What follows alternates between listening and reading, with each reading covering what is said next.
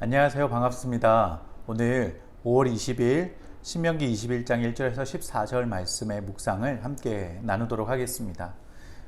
어제까지 20장까지 전쟁 이후에 전쟁과 함께 어떻게 너희들이 대해야 되는지에 대한 하나님의 율법과 말씀들이 있었다면, 오늘 말씀은 이제 죽은 자들, 특별히 누가 죽인지 모르는 부지 중에 죽은 자들에 대한 이야기들, 그리고 또 전쟁에 포로된 여인들에 대한 이야기들이 기록이 되어져 있습니다.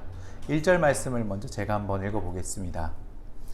내 하나님 여호와께서 내게 주어 차지하게 하신 땅에서 피살된 시체가 들에 엎드러진 것을 발견하고 그 쳐 죽인 자가 누구인지 알지 못하거든. 특별히 1절 말씀에서는 피살된 시체가 누가 죽였는지 알지 못하는 상황에 대한 하나님의 그 율법의 메시지들이 설명되어져 있습니다. 특별히 하나님께서는 생명을 존귀하게 여기신다라는 것을 우리가 기억했으면 좋겠습니다.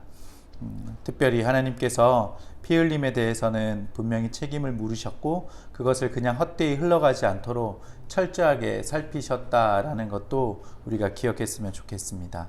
피는, 특별히 복수는 또 복수를 부르게 되고, 누군가의 억울한 마음들이 분노함으로 또 표출이 되어집니다. 그렇기 때문에 하나님께서는 2절 말씀에 연결해서 이 장로들과 재판장들이 나아가서 그 피살된 곳에서 이제 왜 죽게 되었고 그 사람 누구인가, 이런 근원을 또 이유를 분명히 찾는 일들을 감당하게 되는 것입니다. 그래서 하나님께서는 생명을, 특별히 생명의 그 죽음을 가볍게 여기지 않으셨습니다. 지금 이 사건은 누구에 의해서 죽게 되었는지 범인을 찾을 수 없는 경우입니다. 하나님은 이렇게 범인을 밝힐 수 없는 죽음에 대해서도 디테일하게 이것들을 밝혀야 되는 상황들을 말씀하고 계십니다. 그리고 이것들을 그냥 사사롭게 처리하지 않고 가까운 지역의 장로들과 그리고 재판장들, 제사장들, 그 지역을 대표하는 중요한 사람들이 모여서 공적으로 이를 처리하게 만드십니다. 특별히 이 본문에서 각 부분에 있어서 단수가 아니라 복수로 쓰여지고 있다라는 것도 우리가 참고해야 됩니다. 한두 사람의 개인적인 판단이 되어서가 아니라 공동체가 받아들여야 될 심각한 문제와 공동체의 상황으로서 그것들을 처리하고 있다라는 것을 우리가 다시 보게 됩니다. 우리는 종종 공동체의 죄 문제라든지 또 중요한 문제들이 일부 사람이나 지도자 개인에 의해 쉽게 결정되어지는 것을 보고 나중에 우리가 이 문제에 대한 이의를 제기하는 경우들을 종종 볼 때가 있습니다. 그것이 바로 공동체의 갈등을 가지고 오게 되는 것입니다. 특별히 대표성을 가진 사람들 뿐만 아니라 함께 투명하고 공정하게 이 일들이 진행될 수 있도록 하나님께서는 누군가 그냥 스쳐 지나가고 덮어버리기 쉬운 이 누군가에 의해서 죽은지 모르는 시체에 대해서도 디테일하게 하나님께서 이렇게 공동체의 사안으로서 진행하고 계시는 것을 우리가 함께 봤으면 좋겠습니다.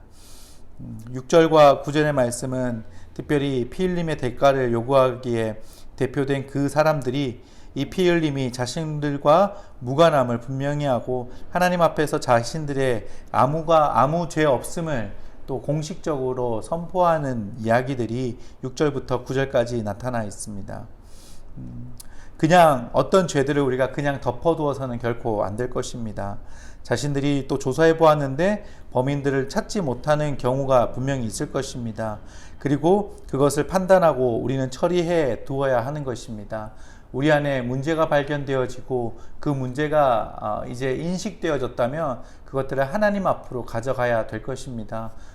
내가 생각하지 못하고 부지 중에 저지르는 죄의 모습까지도 우리는 하나님 앞에 그것들을 고백하고 하나님 우리를 거룩하고 또 겸손하게 구별된 자들로서 세워질 수 있도록 우리가 하나님께 구하는 기도가 필요합니다.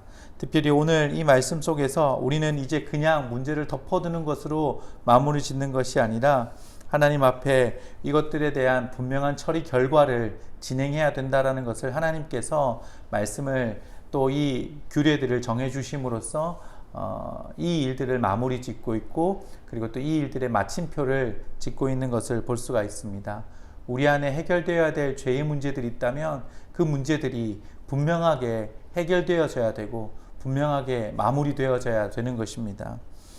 마지막 10절에서 14절 말씀은 포로된 여자들, 이방인 포로된 여자들을 어떻게 아내 삼고 그리고 또 어떻게 풀어줘야 될 것인가에 대한 규칙들도 설명이 되어져 있습니다. 고대 근동에서는 이 여자들과 그리고 또 가축들이 특별히 많이 하대되었던 상황이었습니다. 그래서 특별히 전쟁으로서 포로된 이방인의 여자들은 그야말로 인권이라는 것은 생각해 보지 못하고 그냥 유린되어지는 것이 현실이었습니다. 하지만 하나님께서는 이방인의 여자들까지도 이렇게 어떻게 너희들이 아내 삼고 어떻게 너희들이 풀어줘야 되는가, 함부로 대하지 말아야 되는가에 대해서 정확하게 말씀하고 계십니다. 그래서 하나님의 그 율법과 하나님의 창조된 자들로서의 형상, 하나님의 형상을 닮은 사람들은 단순히 이스라엘 백성들, 선민이라고 그들이 말하는 이스라엘 백성들에게만 국한된 것이 아니라 하나님의 형상으로서 존귀함을 받는 것은 바로 이방 여자들에게도 그것들이 동일하게 적용되어야 된다는 것을 오늘 말씀을 통해서 보여주고 계십니다. 그래서 우리가 이 땅에서 특별히 하나님의 자녀들로서 다른 사람들을 바라볼 때 죄 아래에 있는 자들까지도 우리는 품고 그들을 존귀하게 여기며 그들을 하나님의 사랑으로 함께 같이 아울러야 된다는 것을 오늘 말씀을 통해서 우리가 다시 한번 더 기억했으면 좋겠습니다.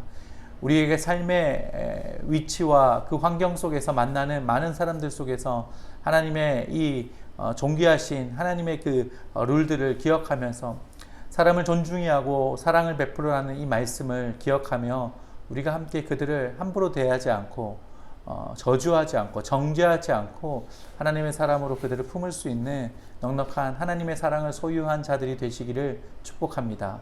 기도하겠습니다.